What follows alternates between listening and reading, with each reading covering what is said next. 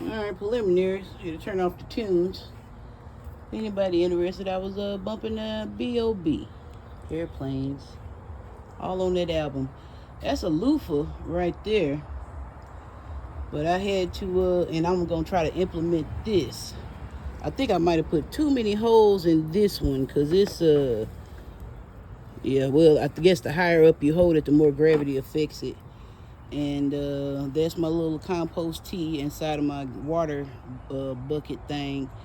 And I just scooped some compost tea out of the full bucket because it's been raining. But I finally moved these, got up, butchered the grass, just butchered it.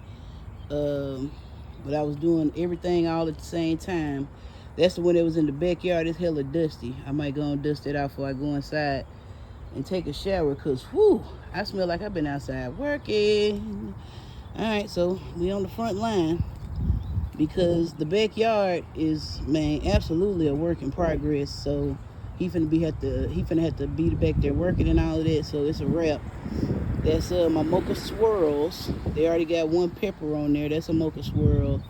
That's the burgundy, what is it? Royal burgundy bush bean. All right, that's that right there. I put one bean off of there. I think all of these are the same kind of squash. I think they zucchini, early summer something zucchini. That's a mystery pepper plant. That's a mystery pepper plant. I don't know what kind of pepper it is. Squash, celery. I think that's the one that's been out there the longest. These are the volunteer tomatoes. This one is, it's probably going to bounce back. It probably do what it do. I just didn't. I wanted to save it when I pulled up my garden beds. And I'm glad I did because this one already got tomatoes on it. I thought I had 3 of those. I think I do. I think I put one of them in the actual dirt bag that's in the back. I might need to go get that and go and put it out here. Or it's probably going to grow exactly where it's at. It's full of, it's around compost if I just don't forget about it. Or maybe the squirrel and them can eat them tomatoes. And this is the Brandywine pink tomatoes. I got 1,000,000 of them. It's checking up on the sage. That's the calorie. It's the Pananian. It's the purple. I lost one of those. I think it was one right there or somewhere. I lost one of those too because it was 3 of all of them. That's the garden sage. This is crepe myrtle, trying to live. Don't you? Like I said, I buried these little pieces like as soon as I cut them down. So that works too. That's the Dan Shin. I think this is the scarlet sage. So that's that, and that's the Transylvanian blue right there. And these are those celosia. Autumn glow mix is gonna be like fern-like looking leaves and stuff.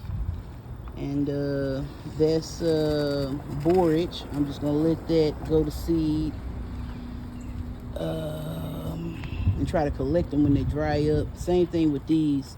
All of this, that's the seeds. That's what the seeds look like. So I'm just gonna let that dry and hang out right there. And I'll come around and clean stuff off and then just put them back where they were. I don't think I ever have to worry about wanting the Snapdragon again. I think I'm gonna always have them whether I want them or not. I swear the hollyhock 10 feet tall, man. I'm 5'5", I'm right here.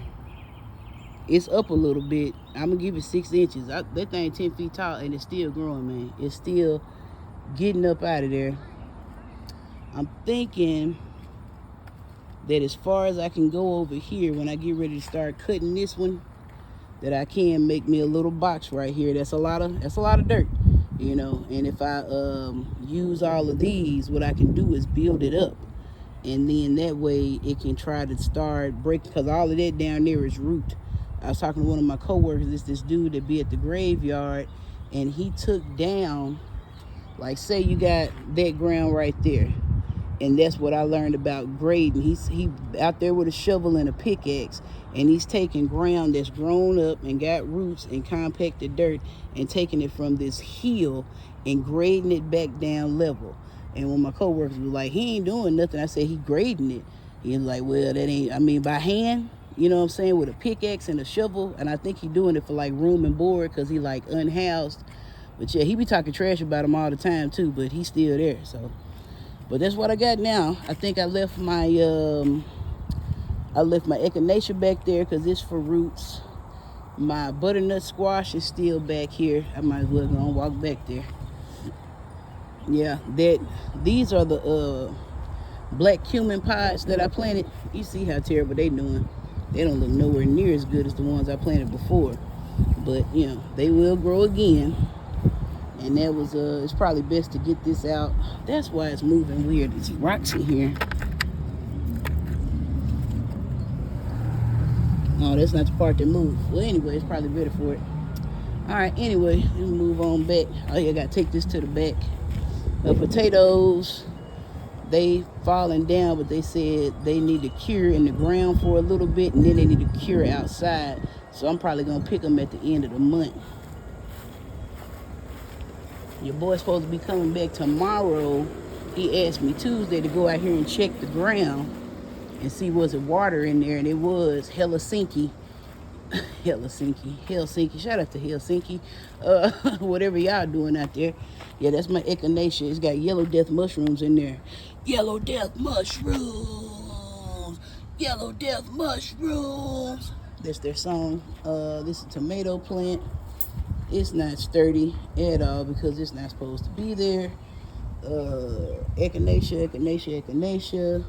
Celery. And that's the butternut squash back there. And I am supposed to go get a piece of that little Velcro strip and train it. I'm going to train it up and around the fence. And hopefully that'll be all right up and out the way because I got a whole lot of crap to get done. So yeah, all of that has standing water in it. He's supposed to be here Tuesday. It's just now Wednesday. He said he coming tomorrow. So I guess that'll be good because all of this was, I'm talking about Helsinki. It's still soupy down there.